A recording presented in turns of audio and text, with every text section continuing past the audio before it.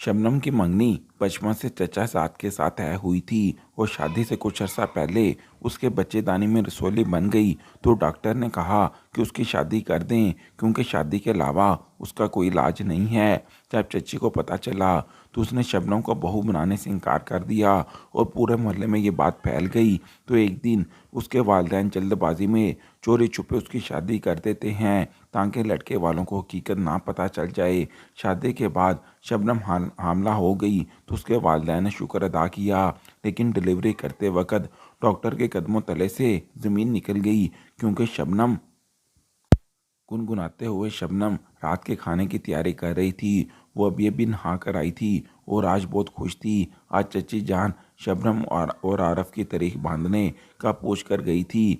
आरफ बचपन का मंगेतर ही नहीं बल्कि उसकी मोहब्बत भी था, तभी आज वो बहुत खुश थी। उसने रात का खाना सबको पेश किया और ख़ुद किचन समेटने के बाद अम्मा के कमरे में आ गई। वो अपनी पीठी खोले बैठी थी। उन्होंने कई काम वगैरह जोड़े निकाल रखे थे। वो शबनम की शादी की तैयारियां शुरू कर चुकी थी। आओ आओ शबनम, वहाँ क्यों खड़ी हो? जो भी जोड़ा पसंद आता है बताओ, वो मैं तुम्हारे जेज में रख दूंगी। अम्मा ने मुस्कुराते हुए उसे मुखातब किया। शबनम ने भी सर हिलाते हुए कदम आगे बढ़ाया, मगर उसी पल वो ठटक कर रुक गई। दर्द की ये तेज़ लहर उसके पेट के निचले हिस्से में दाईं तरफ उठी थी। दर्द इतना शदीद था कि गोया छुरी से कोई इसके पेट को चीर रहा हो। शबनम बेख्तियार पेट पर हाथ रख के नीचे झुकती चली गई। उसका रंग जर्द पड़ गया था और उसके लबों से खट्टी खट्टी सी चीखें निकल रही थी। अम्मा हर काम छोड़कर बौखला कर उसके पास आई। शबनम शबनम, क्या हो गया तुम्हें? या अल्लाह, मेरी बेटी को क्या हो गया? शबनम दर से करा रही थी। उसकी हालत गैर हो रही थी। अब्बा भी तेज़ी से कमरे के अंदर दाखिल हुए। उन्होंने जो शबनम की बिगड़ती हुई हालत देखी तो उसे उठाकर बाहर की जानिब भागे। कुछ ही देर के बाद वो इसे लेकर हॉस्पिटल में मौजूद थे। शबनम दर्द की वजह से बेहोश हो चुकी थी। उसे इमरजेंसी में दाखिल कर दिया गया। डॉक्टर्स उसका ट्रीटमेंट कर रहे थे। शबनम के माँ बाप परेशानी से अस्पताल में ठहर रहे थे। कुछ ही देर के बाद शबनम को होश तो आ गया, मगर डॉक्टर्स के पास शबनम के वालिदैन के लिए कोई अच्छी खबर नहीं थी। उन्हें एक अजीब सा शक हो रहा था। उन्होंने शबनम के कुछ टेस्ट लिख दिए थे। वालिदैन ने टेस्ट का बंदोबस्त कर दिया और शबनम को अल्ट्रासाउंड वाले रूम में पहुंचा दिया गया। अल्ट्रासाउंड करने वाले डॉक्टर स्क्रीन पर अजीब सी नज़रों से देख रही थी। वह बार बार शबनम की जानब देखती।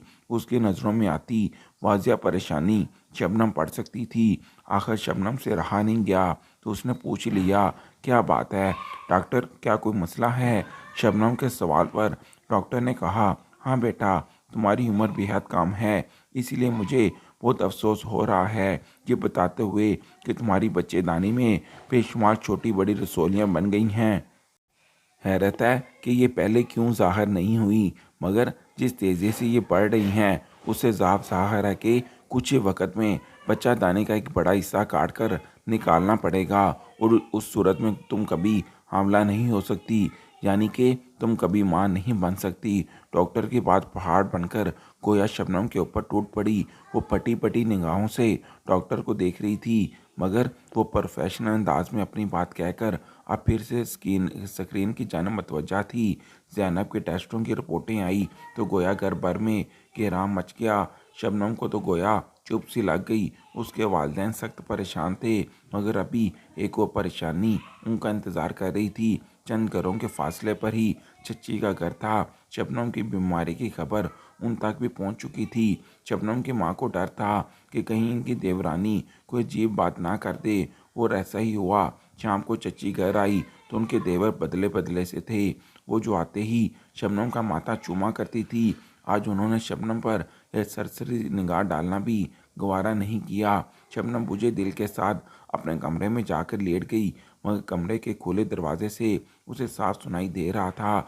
चच्ची उसके वालिदैन से शिकायत कर रही थी कि उन्हें शबनम की इतनी बड़ी बीमारी उनसे नहीं छुपानी चाहिए थी। इन्हें शदीद एतराज़ था कि शबनम कभी माँ नहीं बन सकती। वो पेचो दाब खाते हुए शबनम की माँ से कह रही थी, माफ़ करना रुकैया, मगर तुम्हें उससे कुछ नहीं छुपाना चाहिए था।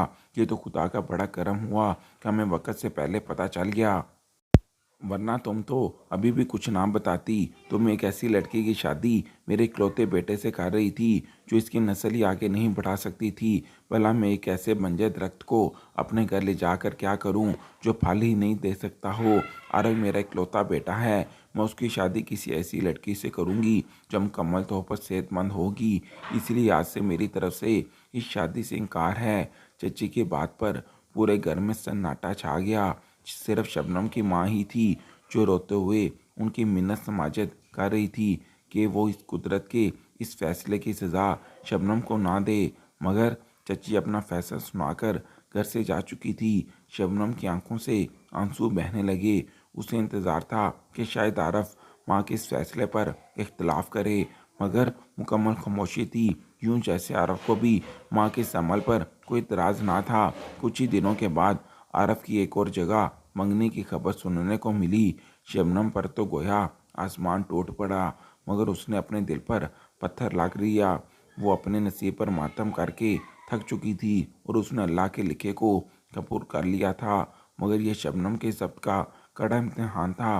वह बचपन से आरफ की मंगेतर रही थी और उसे दिल से चाहती थी। आरफ की मंगनी हुए चंद ही दिन हुए थे तो उन्हें मोहल्ले वालों के जरिए पता चला कि चच्ची ने आरफ की शादी भी तय कर दी है। शबनम अपने आंसू पीकर रह गई। अम्मा उसे कई बार डॉक्टर के यहाँ लेकर गई थी, मगर स्वाय दर्द में कमी और चंद दवाइयों के डॉक्टर्स उसके लिए कुछ नहीं कर सकते थे। हार्ट टेस्ट पर डॉक्टर्स मज़ीद परेशान हो जाते और वो शबनम के लिए यही इलाज तजवीज़ करते कि उसे अपने बच्चादानी कटवा देनी चाहिए। मगर न जाने क्यों शबनम इतना बड़ा फैसला लेने से घबराती थी। वो घर वापस आकर जाती। आरफ की शादी तय हो गई तो जिस तरह रात आरफ की बारात गली में से गुजरी, शबनम फूट फूट कर रो दी। शहनाइयों की आवाज़ें उसके कानों में गूंजती तो वो घबरा कर अपने कानों पर हाथ रख लेती, मगर उसके रोने का कोई फ़ायदा ना हुआ। आरफ की शादी हो गई। रफ्ता रफ्ता शबनम को भी सब्र आने लगा। अब शबनम की माँ को उसके रिश्ते की मज़ीद फ़िक्र हो गई थी, मगर बदकिस्मती से पूरे मोहल्ले में शबनम की बीमारी की खबर फैल गई थी। सभी को पता चल गया था कि शबनम कभी हामला नहीं हो सकती। पहले शबनम के लिए जिन रिश्तों की कितारें लगी रहा करती थीं, अब कभी कोई भूले पटके भी रिश्ता लेकर ना आता। एक रोज़ शबनम की माँ ने रिश्ता कराने वाली औरत को बुलवा भेजा। रिश्ते वाली औरत चाय पीते हुए शबनम का जायज़ा लेती रही और उसे ऊपर से लेकर नीचे तक घूरती रही। शबनम बेदिली से चाय उसे दिए खुद अंदर कमरे में जाने लगी। तब उसके कानों में रिश्ते वाले की आवाज़ पड़ी, माफ़ करना बहन रुकैया, मगर तुम्हारी बेटी के अंदर बहुत बड़ी खामी है। आखिर मर्द शादी करता ही क्यों है? औलाद के लिए ना। मगर तुम्हारी बेटी तो किसी मर्द की औलाद नहीं दे सकती। इसलिए मेरी मानो तो इसके लिए बच्चे वाले किसी रंडवे मर्द या फिर किसी दूसरी शादी की ख्वाहिशमंद मर्द का रिश्ता तलाश करो। इसी में तुम्हारी बेहतरी है, वरना तो यही तो यूं ही ज़िंदगी भर कुंवारी बैठी रहेगी। शबनम सर झटकर कमरे में चली गई और उसकी माँ ने उदासी से अपना सर झुका लिया। रिश्ते वाले की बात तलक दी, मगर सच थी। शबनम की माँ ने हामी भर ली और उससे कहा कि वो किसी दूसरी शादी के ख्वाहिशमंद शख्स को ही ले आए। वो शबनम की शादी उससे कर देंगी।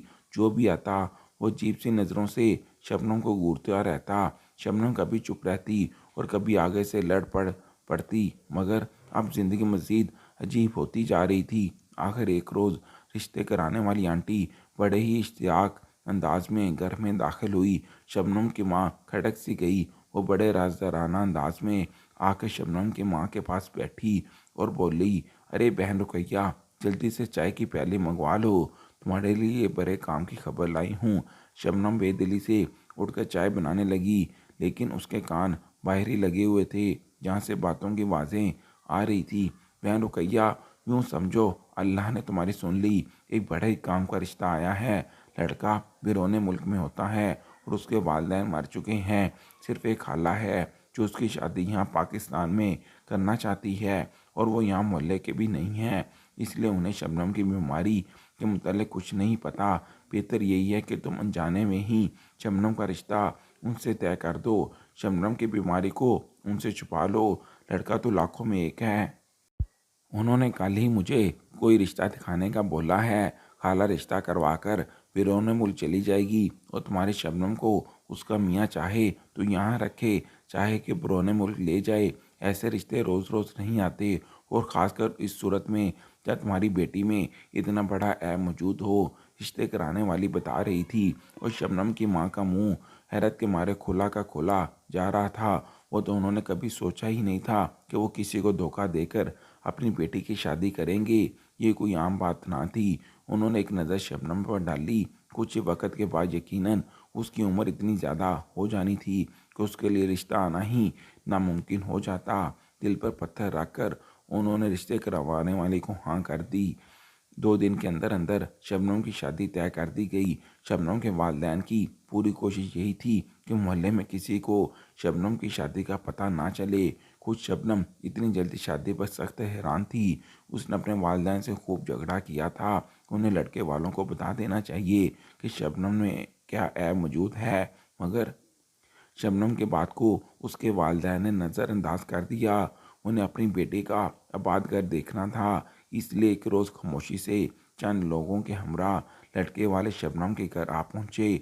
शबनम ने उनका दिया हुआ कीमती रोसी जोड़ा पहन रखा था। इसके अलावा उसने कोई श्रृंगार नहीं किया था, मगर इस सुरख जोड़े में भी वो कमाल की लग रही थी। चंद गवाहों की मौजूदगी में निकाह हुआ, और वो शबनम से शबनम सईद बन गई। उसका खूबसूरत दूल्हा जो चंद रोज़ पहले ही पाकिस्तान आया था, देखने में बेहद वजी और खूबसूरत था। शबनम खामोशी से वालिदैन की दुआएं लेकर घर से रुखसत हो गई और सईद की ज़िंदगी में शामिल हो गई। सईद का घर क्या था? एक महल था जो उसने पाकिस्तान में किराए पर दे रखा था, मगर फ़िलहाल चूँकि वो पाकिस्तान आया हुआ था तो वो यहीं रह रहा था। शबनम खुली आंखों से इस महल नुमा घर को देखते हुए अंदर दाखिल हो रही थी। उसे यकीन नहीं आ रहा था कि उसकी किस्मत यूं बदल सकती है। एक दरमियाने से घर से उठकर वो सीधा एक अमीर कबीर इंसान की बीवी बन गई थी। उसका अच्छे से इस्तकबाल किया गया और उसे सईद के कमरे में बिठा दिया गया। सईद की एक कज़न ने उसका सादा चेहरा देखकर उसका खूबसूरत मेकअप कर दिया था, मगर शबनम का दिल आने वाले लम्हा के खौफ से धड़क रहा था। वो जानती थी जब सईद को पता चलेगा कि वो माँ नहीं बन सकती तो उस पर क्या गुजरेगी। न जाने वो उस रिश्ते को कायम भी रखेगा या उसे तलाक देकर घर से रवाना कर देता। शबनम का खौफ अपनी जगह दुरुस्त था, मगर वो नहीं जानती थी कि किस्मत ने उसके लिए क्या लिखा है। हल्की सी दस्तक देकर सईद कमरे के अंदर दाखिल हुआ तो शबनम अपने आप में सिमट सी गई। सईद पास आकर बैठा और उसने शबनम का हाथ थाम कर मुँह दिखाई की कीमती हीरे की अंगूठी उसके हाथों में पहना दी। ये एक मामूली सा तोहफा है, हालांकि ये तुम्हारे हुस्न के आगे कुछ भी नहीं, मगर इस तोहफे को कबूल कर लो। मैं पाकिस्तानी रिवाजों के मुतालिक ज़्यादा तो कुछ नहीं जानता, क्योंकि मैं बचपन से ही लंदन में रहा हूँ, लेकिन मेरी वालिदैन की ख्वाहिश थी कि मेरी शादी पाकिस्तान में हो। अब वालिदैन मर चुके हैं तो ये जिम्मेदारी खाला ने निभाई। उनके यहाँ कुछ जानने वाले थे जिनके बदौलत तुम मेरी ज़िंदगी में आज शामिल हो चुकी हो। खाला तो वापस लंदन चली गई जाएंगी, मगर मैं अगले 1 साल तक यहीं पाकिस्तान में रहूँगा। मुझे अपना कारोबार यहाँ ही सेट करना है, तुम्हें भी आसानी रहेगी। तुम यहाँ के माहौल की आती हो। सईद नरम लहजे में कह रहा था। उसे अपनी मोहब्बत और आने वाली ज़िंदगी की खुशियों की यकीन दहानी करवा रहा था, और शबनम फटी फटी निगाहों से उसका चेहरा देख रही थी। भला उसने किसी चीज़ की तलब कब की थी? वो तो आरफ को ही ना बुला पा रही थी, लेकिन उस लम्हे उसने आरफ को अपने दिल से चिढ़क दिया और अल्लाह से दुआ की कि वो आने वाली ज़िंदगी को उसके लिए आसान कर दे। उसने अपनी तमाम तर मोहब्बत और वफादारी को सईद के लिए वक़्फ़ कर दिया। वो उसके लिए अपने हाथों से खाना बनाती, हालांकि घर में मुलाजमों की एक पूरी फ़ौज मौजूद थी। सईद बेहद मोहब्बत करने वाला शोर साबित हो रहा था। कारोबार के सिलसिले में वो थोड़ा मसरूफ़ तो रहता, लेकिन इसके बावजूद वो शबनम को नाजो गुम एरिया घुमा फिरा लाया करता था। उसकी मोहब्बत देखकर शबनम को अपनी किस्मत पर यकीन ना था। जब वो वालिदैन के घर जाती तो उन्हें अपने रहन के सहन के बारे में बताती तो वो तो हैरान रह जाते। सिर्फ एक ही लड़का था जो शबनम के दिल को लगा रहता। जब वो अपनी खुशियों भरी ज़िंदगी को देखती तो उसे बस यही ख्याल आता कि कहीं सईद को ये पता ना चल जाए कि वो कभी माँ नहीं बन सकती। शादी को 1 साल गुजर चुका था जब एक रोज़ लाउंज में बैठकर टीवी देखते हुए अचानक सही चूम गया। सामने टीवी स्क्रीन पर एक खूबसूरत जोड़ा नन्हे से बच्चे को उठाए हुए नजर आ रहा था। सईद के चेहरे पर मुस्कुराहट बिखर गई। शबनम ने ये मुस्कुराहट देख ली। क्या बात है, खुद बहुत मुस्कुराए जा रहे हैं, आखिर क्या वजह है? शबनम ने मोहब्बत भरे लहजे में पूछा। तो सईद इसकी जानब मोड़कर बोला, देख रहा हूँ कि ज़िंदगी में इतनी खूबसूरत बीवी तो आ गई, मगर कमी किस चीज़ की थी समझ नहीं आ रहा था। मगर अभी टीवी देखते हुए पता चल गया कि अब हमारी ज़िंदगी में सिर्फ औलाद की कमी है। मैं अल्लाह से दुआ करता हूँ कि वो जल्द हमें प्यारा सा बच्चा अता करे। सईद मुस्कुराते हुए बोला। मगर शबनम का दिमाग तो पंख से उड़ गया। वो तो भूल ही गई थी कि उसके अंदर कौन सा ऐप छुपा था जिसे सईद लाइलम था। वो झिड़कते हुए से वहाँ से उठ गई। वो पूरी रात उसने बेचैनी से करवटें बदलते हुए गुजार दी। सुबह होने तक उसने पक्का अहद कर लिया था कि वो सईद को सब कुछ सच सच बता देगी। वो मज़ीद अपने मोहब्बत करने वाले शौहर को धोखे में नहीं रख सकती। वो पूरा दिन कोशिश करती रही कि किसी तरह सईद को बता दे, मगर उसकी इतनी हिम्मत ना हुई। एक हफ्ता इसी शशोपंज में गुजर गया। आखिर थक आकर शबनम एक रोज़ अपने वालिदैन के घर चली गई। जब वो खुले दरवाजे से अंदर दाखिल हुई तो अम्मा ने उसका चेहरा देखकर पहचान लिया कि आप शबनम पहले की तरह हंस की मुस्कुराती अंदर दाखिल नहीं हुई, बल्कि आज उसके चेहरे पर सोच की लकीर वाज़ेह थी। वो बुझे कदमों के साथ चलती हुई माँ के पास सहन में रखी हुई चारपाई पर जा बैठी। क्या बात है शबनम, आज तुम उदास क्यों लग रही हो? क्या सईद ने कुछ कहा है? अम्मा ने फिक्रमंदी से पूछा। तो शबनम बेदिली से मुस्कुरा दी। नहीं अम्मा, सईद ने क्यों कुछ कहना है, वो तो इतना ख्याल करते हैं। मेरा इन जैसा मोहब्बत करने वाला शौहर तो शायद किसी नेकी का सिला है, मगर मैंने उन्हें धोखा देकर अच्छा नहीं किया। वो औलाद की ख्वाहिश करते हैं और वो ये नहीं जानते कि हम औलाद पैदा करने के लायक ही नहीं। ये कहते ही शबनम फूट फूट कर रो दी। अम्मा सकते में रह गई, मगर उन्होंने हाथ बढ़ाकर शबनम को चुप करवाना चाहा।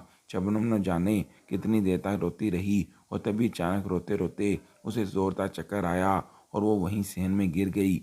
अम्मा बौखला गई। खुशकिस्मती से शबनम के वाले घर पर थे। वो उसे उठाकर शहर के अस्पताल दौड़े। सैयद को भी पता चल गया था कि शबनम की तबीयत खराब हो गई है। वो भी अस्पताल आ गया। शबनम को होश तो आ गया था, बस वो डॉक्टर की रिपोर्ट का इंतज़ार कर रही थी।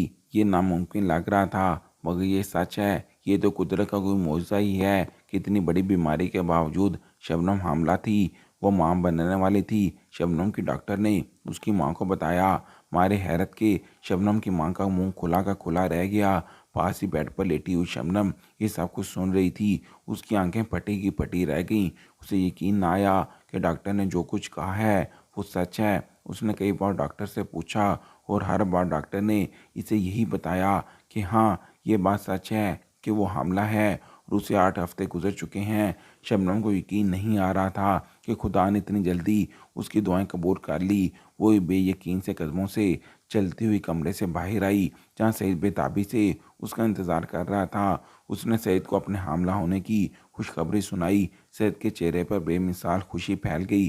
वो इतना खुश था कि शबनम को अपनी आंखों पर यकीन ना आ रहा था। उनका कारोबार पाकिस्तान में सेट हो चुका था। दोनों ने ही फैसला किया कि बच्चे की पैदाइश के बाद वो लंदन चले जाएंगे। शबनम बेहद खुश थी, यूं जैसे उसे ज़िंदगी की असल दौलत तो अब मिली हो, मगर उससे उठते बैठते यही धड़का लगा रहता था कि कहीं उसकी ये खुशी ख़त्म ना हो जाए। सेठ उसका बेहद ख्याल रखता, उसके खाने पीने उठने बैठने हर चीज़ पर कड़ी निगरानी रखता। उसने कई मुलाजमों को सिर्फ शबनम का ख्याल रखने पर ही मुकर्रर कर दिया था। खुद शबनम भी बेहद एहतियात करती। वो इस खुशी को खोना नहीं चाहती थी। शबनम का बेहतरीन अस्पताल में चेकअप हो रहा था। रफ्ता रफ्ता 9 महीने पूरे हो गए।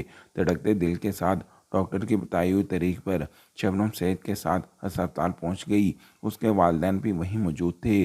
शबनम की हालत ज़्यादा ठीक नहीं थी। अभी बच्चे की पैदाइश में कुछ वक्त रहता था, मगर डॉक्टर ने उसे ऑपरेशन का कह दिया था। उस वक्त भी वो उसे तैयार कराकर ऑपरेशन थिएटर में ले जा चुके थे। शबनम के वालिदैन मुसलसल दुआ गो थे। उस सैद की भी परेशानी से हालत गैर हो रही थी। खुद ऑपरेशन थिएटर की टेबल पर लेटी शबनम सोच रही थी कि नामालूम ये खुशी उसके हाथ आएगी या नहीं, लेकिन क्योंकि कुछ ही देर पहले डॉक्टर ने उसका चेकअप करते हुए बताया था कि उसके बच्चे की जान को खतरा है। मगर सिर्फ इतनी ही बात ना थी, उसके डॉक्टर कुछ परेशान सी लग रही थी। शबनम के बार बार पूछने के बावजूद भी डॉक्टर ने उसे कुछ नहीं बताया था। शबनम को बेहोश कर दिया गया और शबनम के वालिदैन और सईद बेताबी से ऑपरेशन थिएटर के बाहर टहलते हुए दुआ करने लगे। शबनम की मां अचानक चौंकी। उन्हें दूर से शबनम की चच्ची आती न हुई नजर आ रही थी। उनके चेहरे में बड़ी सी अजीब सी मुस्कुराहट थी। शबनम की मां ने घबराकर सैयद को देखा। वो बेचैनी से ऑपरेशन थिएटर को देख रहा था। वाह रुकैया वाह, बड़े आराम से अपनी नकारा बेटी को इतने खूबसूरत लड़के के साथ ब्याह दिया। और मुझे तो यकीन नहीं आता, क्या आखिर तुम लोगों ने इतना बड़ा झूठ अब तक छुपाए कैसे रखा? आज ही मुझे पता चला कि तुम्हारी शबनम का बच्चा होने वाला है तो मैं यहाँ खुद ये देखने चली आई। मुझे तो यकीन नहीं आता कि एक ऐसी लड़की, किसी और डॉक्टर ने ये कह दिया हो कि वो कमरे हामला नहीं हो सकती, आखिर उनके यहाँ औलाद कैसे हो सकती है? यकीनन इसमें भी तो माँ बेटी की कुछ साजिश होगी। चच्ची की काट दराज आवाज़ पर सईद ने बेख्तियार पलट कर देखा। क्या कह रही हैं आप? कैसा अजीब ऐब, कैसी बीमारी? सैयद के सवाल पर शबनम की मां घबरा गई। उन्होंने बात संभालने की कोशिश की पर चची ने हाथ बढ़ाकर उन्हें रोक दिया। अरे खामोश रहो, लगता है इस बेवकूफ़ को तो तुम लोगों ने कुछ बताया ही नहीं। अरे बेटा, उनकी बेटी मेरे आरफ की बचपन की मंगेतर थी। वह जैसे मुझे पता चला कि उसकी बच्चादानी में कई रसौलियाँ हैं, वो कभी मां नहीं बन सकती, तो मैंने रिश्ता ख़त्म कर दिया। मोहल्ले में कोई रिश्ता लेता कब था इनसे? ये तो आप बेवकूफ़ निकले जिन्होंने इसकी बेटी से शादी कर ली। और नामालूम इतने 9 महीने से उन्होंने कौन सी साजिश रचा रखी है? मुझे तो यकीन नहीं होता कि शबनम का भी हमला हो सकती थी और ना ही उसके यहाँ बच्चा पैदा हो सकता है। देखना अभी डॉक्टर बाहर आकर कोई और बात बताएंगी। चच्ची की बात पर सबके मुंह हैरत से खुले रह गए थे। शबनम की माँ का दिल जोर से धड़क रहा था।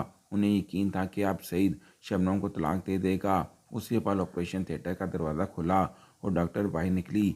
देखो डॉक्टर बाहर आ गई।